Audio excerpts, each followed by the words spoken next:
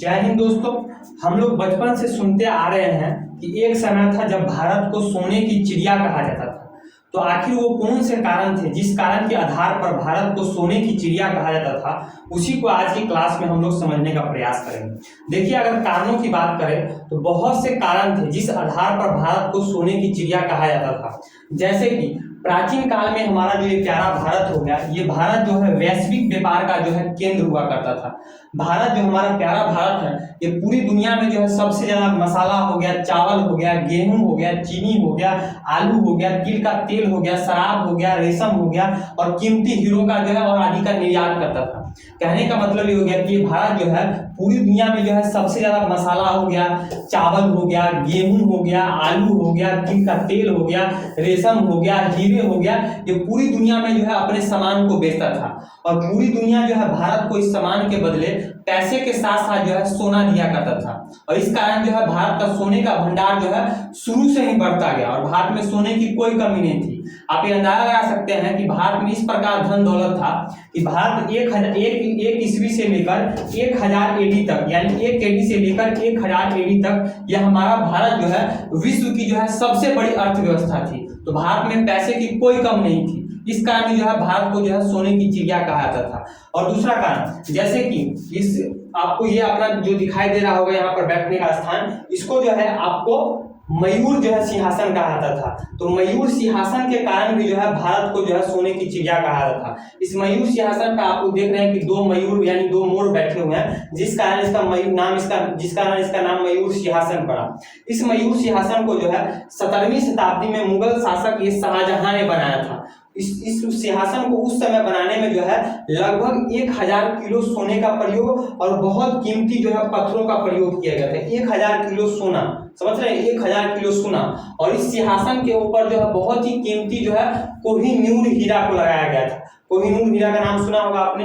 वही कोहिनूर हीरा जो है शाहजहां ने अपने इस मयूर सिंहासन के ऊपर लगाया था। अगर वर्तमान में इस कोहिनूर हीरा की कीमत की बात करा ले तो वर्तमान में इस कोहिनूर हीरा की कीमत जो है लगभग $1 अरब है। कितना? $1 अरब। इस अभी वर्तमान में इस कोहिनूर हीरा का कीमत कितना? $1 अरब। 1739 ईस्वी में जो है पर्सिया का एक शासक था नादिर शाह। इस नादिर शाह ने जो है भारत के दिल्ली पर आक्रमण करके इस कोहिनूर हीरे के साथ साथ जो है भारत में से इतना सारा धन दौलत, इतना सारा सोना लूट के ले गया था कि कहा जाता है कि पर्सिया के लोगों को जो है 3 सालों तक टैक्स नहीं देना पड़ा था। बात समझ रहे हैं? कहने का मतलब हो गया कि 1739 ईस्वी में पर्सिया के शासक नादिर शाह ने जो है भारत में जो है दिल्ली पर आक्रमण कर इस कोहिनूर हीरा के साथ साथ जो भारत से इतना मात्रा में धन दौलत लूट के ले गया कि कहा जाता है कि पर्सिया के लोगों को जो है 3 सालों तक कोई टैक्स नहीं देना पड़ा। यानी कि भारत में इतना जो है संपत्ति रखा हुआ था, यानी कि भारत का आर्थिक इतिहास जो इतना सुनहरा था। तो इस कारण से भी जो है भारत को जो है सोने की चिड़िया कहा जाता था। आगे अगर हम बात करें तो ये आपको दिखाई दे रहा होगा महमूद गजनी।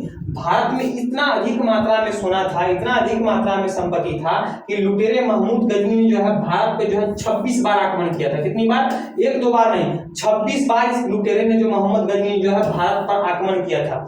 इसने 1001 ईस्वी में इस पेशावर के शासक, यहाँ पर पाकिस्तान में, सॉरी यहाँ पर पेशावर है, पेशावर पाकिस्तान तो पहले भारत का हिस्सा था, बाद में नहीं अलग हुआ 1947 ईस्वी में। तो इस महमूद गजनी ने जो है 1001 ईस्वी में इस पेशावर पर आक्रमण करके इस पेशावर के शासक जयपाल को बंदी बनाकर लगभग आपको जो है 4 लाख सोने के सिक्के को लूट लिया था। कितने?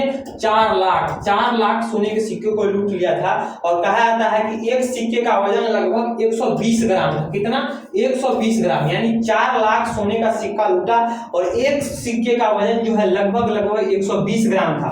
उसके बाद भी इस लुटेरे महमूद गजनी ने जो है ये जयपाल और इनके लड़कों को छोड़ने के लिए अलग से जो है 4.5 लाख सोने का सिक्का लिया था। पहले तो इसने जो आक्रमण करके 4 लाख सोने का सिक्का लूट लिया, उसके बाद जयपाल और इनके लड़कों को छोड़ने के लिए अलग से जो है 4.5 लाख सोने का सिक्का लिया। तो आप लोग अंदाजा लगा सकते हैं कि भारत में किस लेवल पे जो है सोना, यानी किस स्तर पर पैसा था। तो ये कारण ये भी था कि भारत को जो है सोने की चिड़िया कहा जाता था। आगे अगर हम बात करें तो मुगल काल में, यानी मुगल अंपायर में जो भारत की जो आर्थिक स्थिति थी वो अपने 7वें आसमान पे थी। कहा जाता है उस समय मुगल एम्पायर में जो है पूरे दुनिया का जितना जीडीपी था, उस जीडीपी में भारत की अर्थव्यवस्था का जो है 25% योगदान था। कितना? 25%, यानी कि पूरी दुनिया का जितना जीडीपी था पूरे वर्ल्ड का, उस कुल जीडीपी में भारत की अर्थव्यवस्था का जो है 25% आपको योगदान था।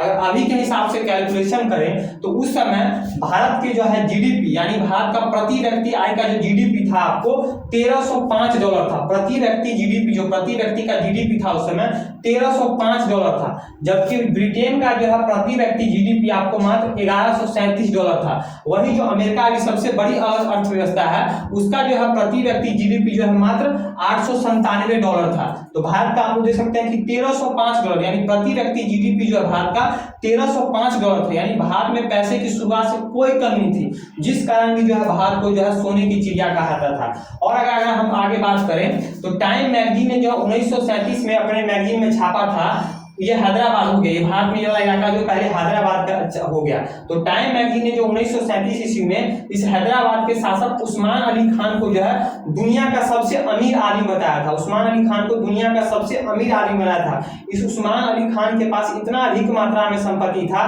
कि पूरे अमेरिका के अर्थव्यवस्था के 2% संपत्ति इस उस्मान अली खान के पास था। यानी उस्मान अली खान के पास जो है इतना अधिक मात्रा में संपत्ति था। और कहा जाता है कि एक बार एक अंग्रेज अधिकारी ने उस उस्मान अली खान को चिढ़ाया, यानी हैदराबाद के शासक उस्मान अली खान को चिढ़ाया कि आपकी इतनी औकात नहीं है कि ब्रिटेन की रोल्स रॉयस कार को आप खरीद सको। बदले में इस उस्मान अली खान ने इस अंग्रेजों को चिढ़ाने के लिए 50 से ज्यादा, लगभग 50 रोल्स रॉयस कार को खरीदा।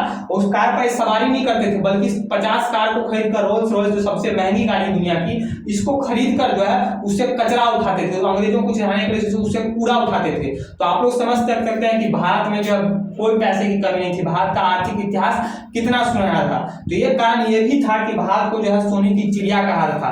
अगर हम भारत में केवल सोने की बात करें तो अभी भी अनुमान लगाया गया है कि भारत में लगभग 24,000 टन सोना है। वर्तमान की बात कर रहा हूँ, एक अनुमान के अनुसार वर्तमान में भारत में जो है 24,000 टोना है। 24,000 टन, टोना नहीं, 24,000 टन सोना है, जिसमें से 21,000 टन सोना तो केवल भारत में महिलाओं के पास ही है। आप भारत में जितने भी महिलाएं हैं सबके महिलाओं के पास आपने देखा होगा, कान में है, नाक में है, नथिया है तो उंगली में फंसाने वाला, तो गोड़ के उंगली में फंसाने वाला, अलग अलग प्रकार का जो आपको ज्वेलरी है। यानी अभी भी वर्तमान में भारत में 24,000 टन सोना है, जिसमें से 21,000 टन सोना तो केवल भारतीय महिलाओं के पास भी है। तो अभी भी भारत में कोई सोने की कमी नहीं है। और एक अनुमान के अनुसार 2000 से 2500 टन सोना तो भारत के मंदिरों में ही पड़ा हुआ। अभी वर्तमान में 2000 से 2500 टन सोना तो भारत के केवल मंदिरों में ही पड़ा हुआ है। और एक अनुमान मुताबिक भारत के 13 मंदिरों के पास, जो भारत के कुछ प्रमुख 13 मंदिर है, उन 13 मंदिरों के पास भारत के सबसे अमीर अरबपतियों से ज्यादा धन है।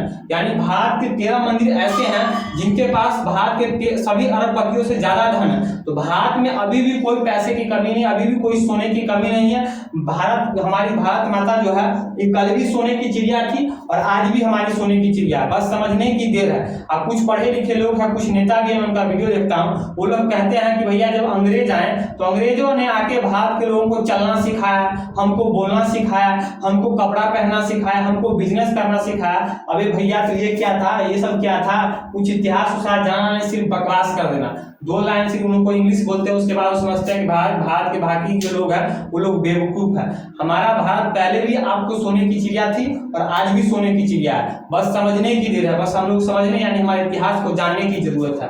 तो आई होप आप इस टॉपिक को समझ गए होंगे कि भारत को सोने की चिड़िया क्यों कहा था। भारत कल भी सोने की चिड़िया थी और आज भी सोने की चिड़िया। अगर आपको ये वीडियो अच्छा लगा हो तो अपने छोटे से भाई को, प्यारे से भाई को जहां से ज्यादा जो सपोर्ट कर लीजिए। अगर फेसबुक पर देख रहे हैं तो फेसबुक पेज को फॉलो कर लीजिए, अगर यूट्यूब पर देख रहे हैं तो चैनल को सब्सक्राइब कर लीजिए। तो आज के लिए इतना ही, मिलते हैं नेक्स्ट वीडियो में नए टॉपिक के साथ। तब तक के लिए जय हिंद।